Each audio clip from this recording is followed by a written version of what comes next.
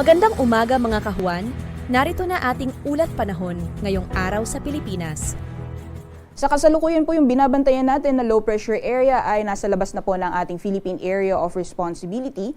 Ngunit kahit nasa labas na po ito ng PAR ay posible pa rin po itong magdulot ng mga pag-ulan lalong-lalo na po dito sa may Kalayaan Islands pati na rin po sa may Palawan.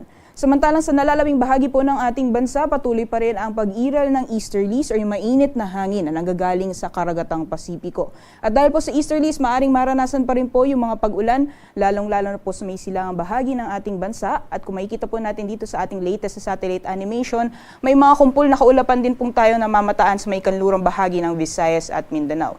Itong mga kaulapan po nito ay posibleng magdulot ng mga pag-ulan sa western sections ng Visayas as well as Mindanao area, pati na rin po dito sa Palawan ngayong umaga.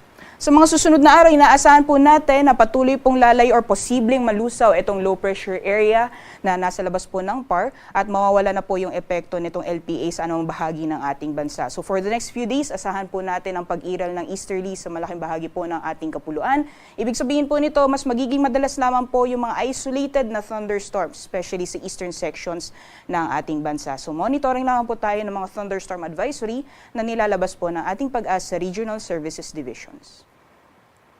So magiging lagay po ng panahon ngayong araw dito sa Luzon, dulot po ng epekto ng easterlies ay asahan po natin ang mga pag-ulan ngayong araw dito po sa Quezon, pati na rin po sa Bicol region. Meanwhile, dito po sa may area ng Batanes, mararanasan din po yung mahihinang mga pag-ulan, dulot naman po epekto ng northeasterly wind flow or ito po yung hangin na nanggagaling sa Hilagang Silangan. For the rest of Luzon naman po, patuloy pa rin mararanasan ang partly cloudy to cloudy conditions. Kung may mga pagulan man, ay mga panandalian lamang po ito ng mga thunderstorms na mas madalas pong nararanasan sa hapon o sa gabi.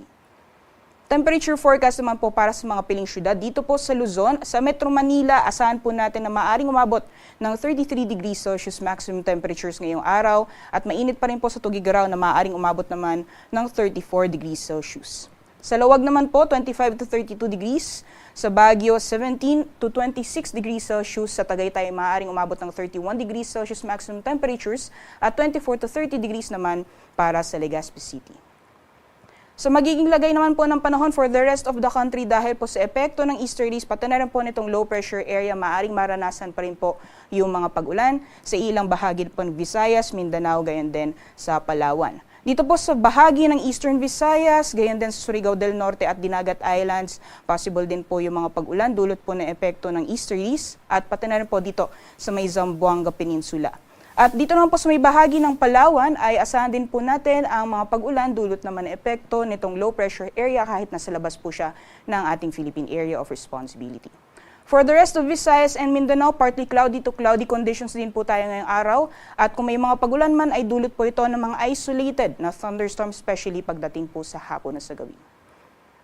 Temperature forecast po para sa mga piling syudad dito po sa Palawan, maximum temperatures po ay maaaring umabot ng 33 degrees Celsius for Kalayaan Islands at 32 degrees Celsius naman para sa Puerto Princesa. At dito po sa Visayas, maximum temperatures po for Iloilo and Cebu, possible na umabot ng 32 degrees Celsius and 25 to 31 degrees Celsius naman para sa Tacloban. For Mindanao area naman po, for Zamboanga and Metro Davao, possible na umabot ng 33 degrees Celsius maximum temperatures at 24 to 32 degrees Celsius naman para sa Cagayan de Oro.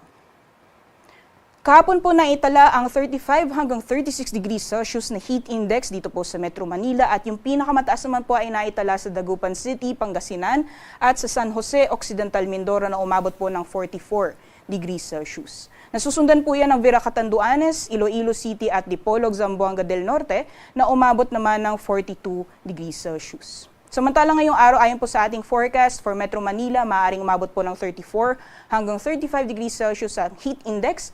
At yung pinakamataas naman po ay posible pa rin maranasan sa Dagupan City, Pangasinan na aabot ng 44 degrees Celsius at sinusundan naman po yan ng Vera Catanduanes na aabot ng 42 degrees Celsius.